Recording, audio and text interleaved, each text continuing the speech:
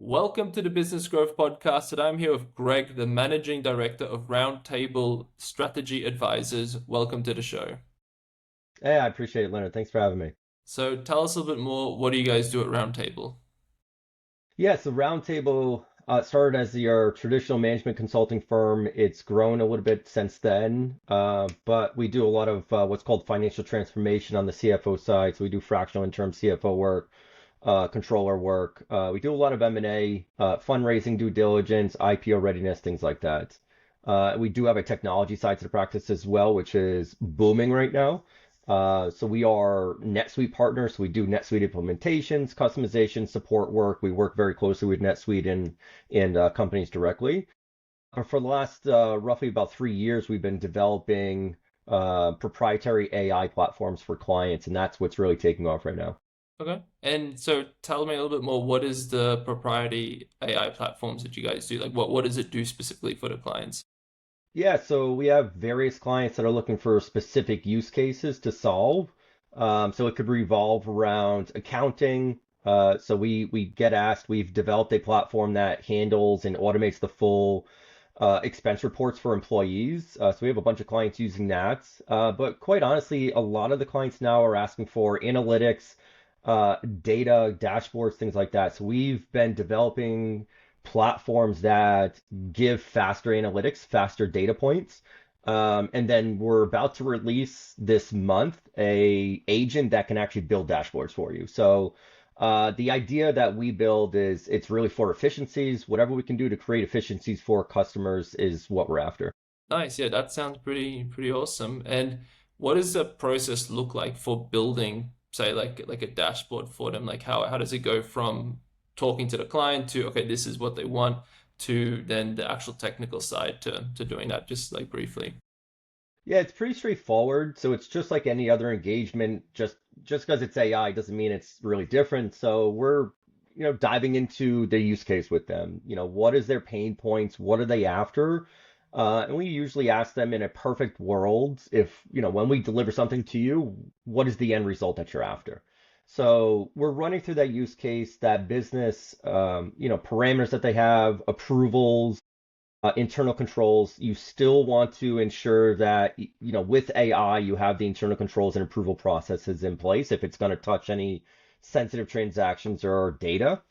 Um, but realistically, from there, it's just a matter of building the agent and fine tuning it on that use case. So for dashboard specifically, usually revolves around some sort of equation, formulas, whatever it may be that the client's after. And that usually involves just some of their data points, some of their accounting, some of their CRM, their, transactions, whatever it may be that they're after. Right. Okay. And then so I know when we spoke last, you said Roundtable has been like doubling year on year for a number of years now, which is yeah, awesome. So what would you say is like some of the key things that has led to such rapid expansion? Key people. As a management consulting firm, we don't have a company without the people.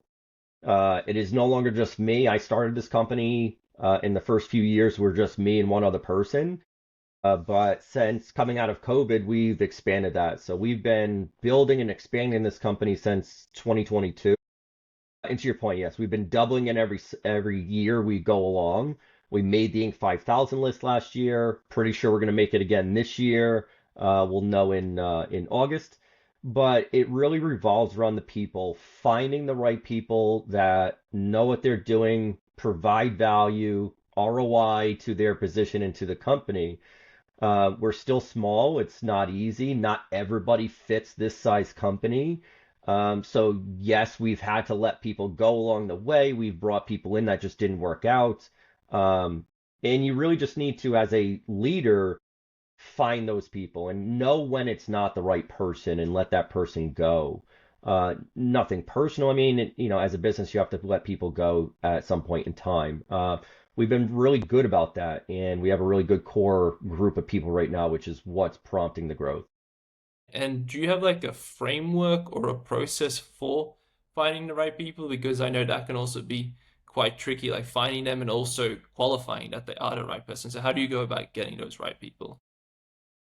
Yeah, so when we run our interviews, it's a little bit different. So we're running interviews with a brand new person, maybe a brand new role. And the first call is really about personality. It's we're just having a conversation with that person. So that's really our process initially is understanding will this person fit in with the company? We are in 8 different countries. We have a lot of different backgrounds inside this company. We have a lot of different ethnicities, religious backgrounds, a lot of different things going on. The culture is really good inside the company, and we want to make sure that people fit inside that culture.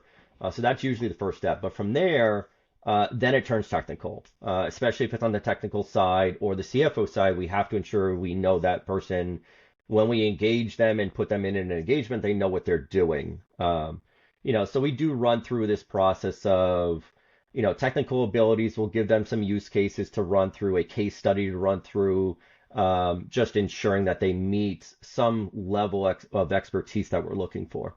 And Right. it's worked out well. We've been very fortunate to meet and find a lot of good people in other countries and here in the US. Right, gotcha. And then let's talk about a little bit during COVID. So you previously told me you guys went through a pretty tough stage in COVID. I like to talk about like the hard parts about running a business as well, because usually it's all just like sunshine and rainbows. So, but tell me a little bit more. You said during COVID you guys went through a pretty tough period.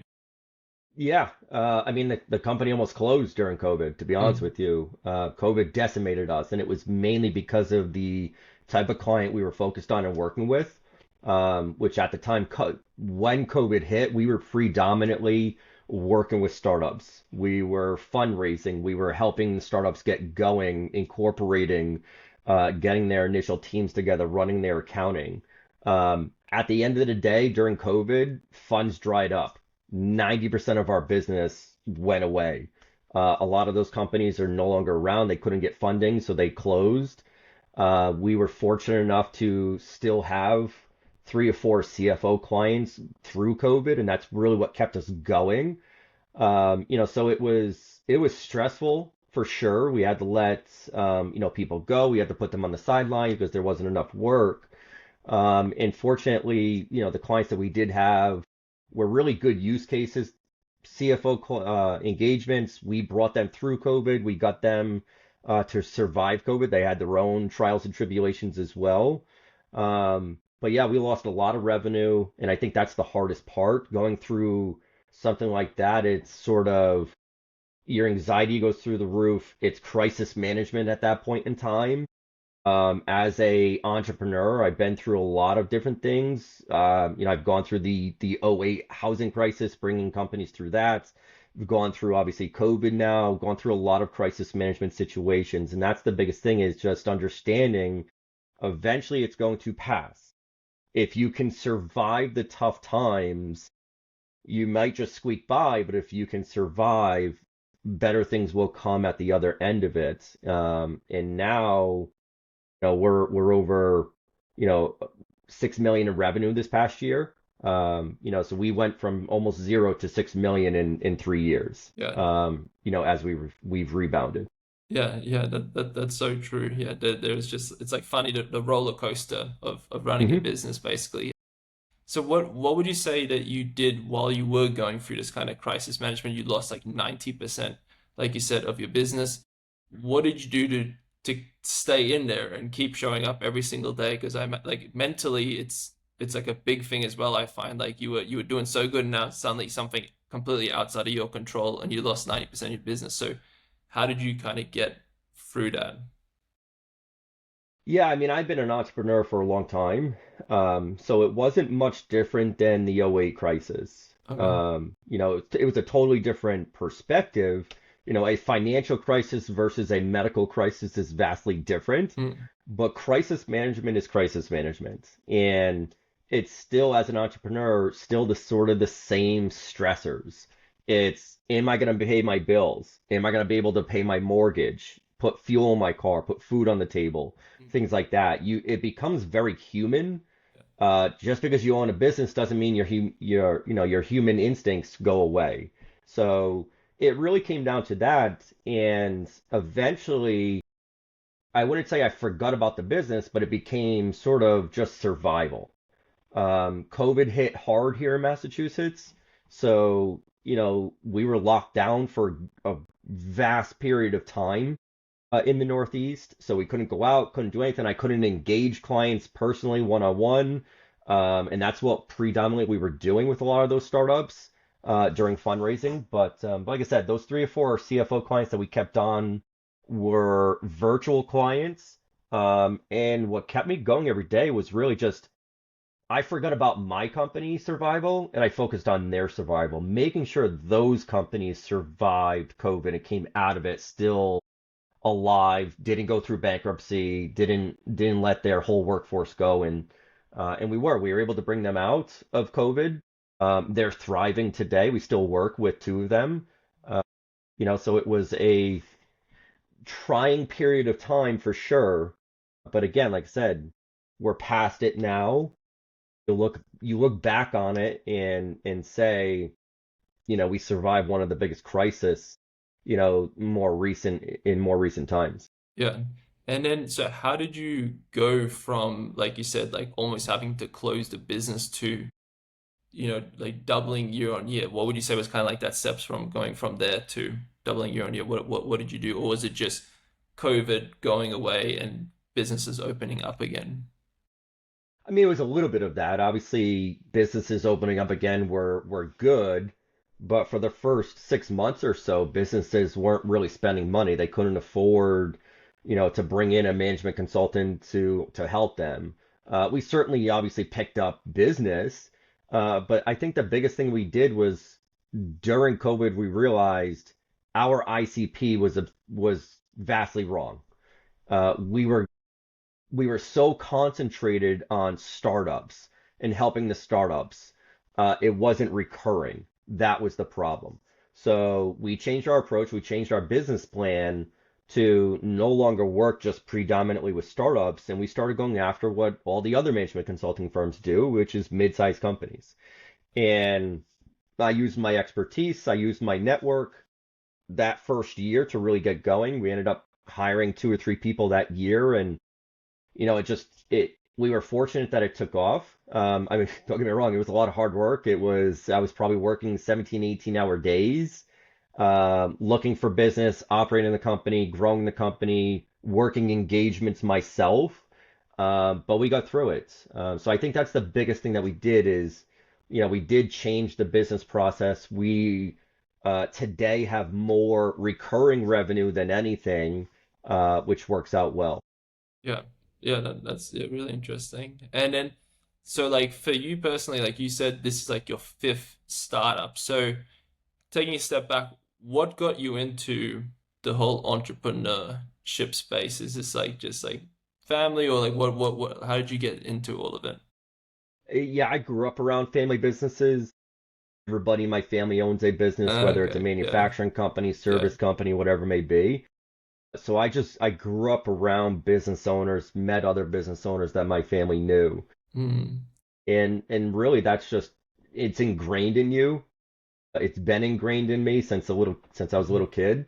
And I always knew I wanted to own businesses and just build things. I love to build things. So yeah, Roundtable actually was my fourth startup. The fifth one is Infinix IQ, which we're going to market this year. But yeah, I've been fortunate enough to have successful startups in the past. They obviously were not those billion-dollar exits that a lot of founders, like to have.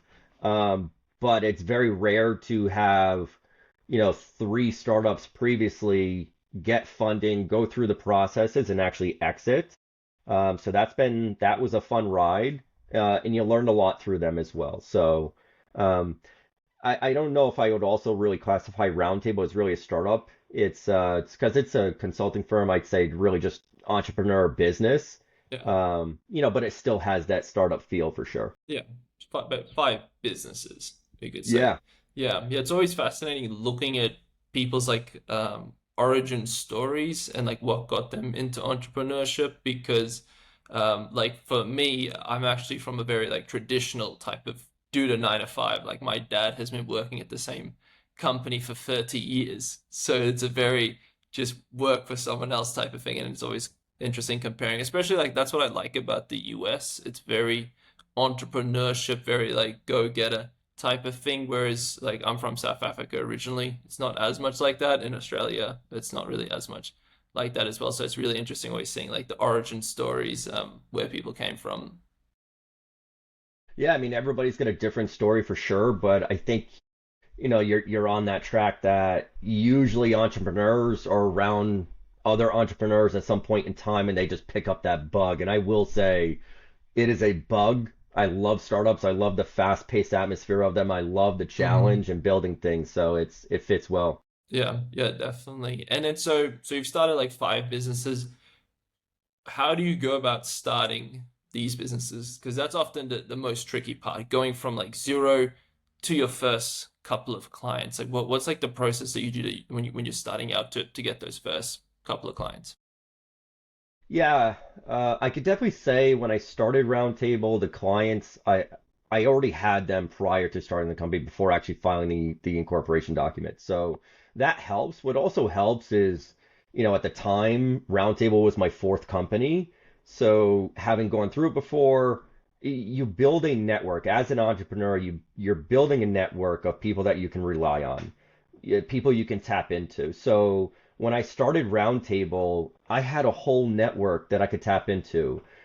In that network brought the first customers. Those were the first, people I relied on to bring customers because I wasn't going to have the time to actually go out there and do a full sales process. And that changes over time. Once you get going and at that point, you hire a salesperson, maybe outsource that sales function, whatever it may be. Um, but the more companies you start, I will say it gets a little bit easier. And it gets a little bit easier because you've gone through it before. You know the motions. You have the network that you tap into. Um, Most of the companies that I've started have been in sort of around the same realm of each other, manufacturing technology companies. So once you sell one and go start another one, you just go right back to that same network and you feed off of it. And the only thing that I can say that I do is as an entrepreneur, the more companies you build, you also need to give back to. So I have plenty of other entrepreneurs that reach out to me to do the same thing. That I've bought their services, I've helped them get their companies going. So it's sort of like this big, ecosystem of entrepreneurs that are just helping each other. So when you say other people getting used, do you mean like they want you to help them with their business type of thing? Yeah, it's sort of both things. They'll buy our services, especially Uh, as a uh, uh, consulting firm. I had okay. a good network that needed the service, but they would also, as I work, and I do this probably every day, every other day, is I'm referring one of our clients that we currently work with to my network as well. Yeah. That's a big thing too, is we're working with clients that need services too.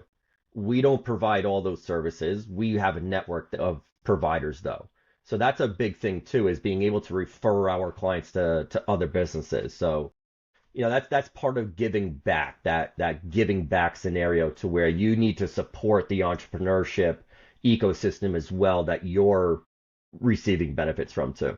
Yeah, I really like that it's like you were saying, building as an entrepreneur, it's about building your network. It's so true of like people that you Mhm. can count on for the different things. And then so what's like the plan for the rest of the year for Roundtable? Oh boy, we're pretty busy. We are growing. However, this is the first year where our forecast doubling in size is not organic growth. So we're looking at a couple acquisitions this year. I already have two that we're looking at right now, but that's going to be our main focus with Roundtable is growth through acquisition. Because if we want to keep doubling in size, the more revenue we get, the harder it gets to double in size. We're at just over 6 million in revenue last year. We want to hit about 12.8 million this year. That's not going to happen organically. It's very difficult to do that. So acquisition is going to be the name of the game here, and we'll see if it happens. We're going to continue growing our revenue organically as well. Wherever that lands, that lands. But we have a lot of other things going on as well. We have Infinix IQ going to market this year, which came out of Roundtable. So there's a lot of things going on over the next few months. Right. Yeah, that's yeah, pretty awesome. Just doubling year on year. hmm And then so when you say organically, do you guys do like any ads or anything as well, or everything's more like word of mouth type of things? Yeah, so we're starting to. This is last year was the first year we really started a marketing plan. Predominantly, it's always been revolving around my network. So again, going back to that entrepreneurial Mm, network, it works. yeah. But it does eventually, at some point in time, dry up or slow down. So we're starting to do ads. We're starting to do sponsorships. We're sponsoring other companies, other events with Roundtable. So we're gonna start expanding our marketing plan to be more ad driven, LinkedIn, Google AdWords, things like that. But we're also going to go back to the traditional. A lot more people are going back to traditional print advertising or, some sort of media as well. I write as well, so I do write for Entrepreneur and Inc. magazine, so that helps too. But that takes up a lot of time as well, trying to write all the time. Yeah. But yeah, so this will be the first full year where we're really doing a full marketing campaign and hiring an outside firm. Nice. Yeah. So it sounds like a lot of big things ahead. hmm Yeah, it's been really interesting conversation. I know we're starting to run out of time here. So how about let's finish on what's been one of like the biggest lessons that you've learned from starting all these businesses and running them? yeah, I'd say the biggest thing is be humble. Is a lot of people start businesses for the wrong reasons. They think that starting a business is just going to immediately pay off. They're going to become a millionaire. They're going to have this, fantastic lifestyle. It does not happen like that. It's especially when you have a company that you're growing, it's a grind. So you have to stay humble. You have to keep your eye on the goals. We set goals every single quarter, every single year. We usually hit them. When we don't hit them, we're asking ourselves why. But as long as you stay humble, you'll make it, understanding that it's going to be a grind. It's no small feat growing a company and actually sticking with it. So, but it's fun. It is Yeah. fun, and that's what keeps me going. Yeah, yeah, and it's yeah, so true. Like what you say, you leave your 9 to 5 for more freedom, but then starting a business, you're actually working even more than your 9 to 5. So it's definitely a grind, but definitely also really rewarding. Yeah, super rewarding. I mean, I Yeah, get to make my own schedule. I get to yeah, spend time with my kids, yeah, and my wife. So it's really fun and rewarding in that aspect. yeah, definitely. Well, we can keep going the whole day, but we'll be conscious of time. So really appreciate you coming on. Where can people go learn a little bit more about you and what you guys do? Yeah, so go to roundtablesa.com. That's our website. We're going to be redoing it soon, but all the information about what we do with Roundtable's there. And then also check out infinixIQ.com. We're going to be going to market at Boston Tech Week at the end of this month, and we'll be at New York Tech Week as well early next month. Infinix IQ is going to be a pretty cool platform. But find me on LinkedIn. My LinkedIn is Greg Cucino. Pretty easy to find. I have a public profile. Happy to talk to anybody. Awesome. Well, I'll include those links in the show notes below. I appreciate you coming on. You guys have been listening to the Business Growth Podcast. Until next time, keep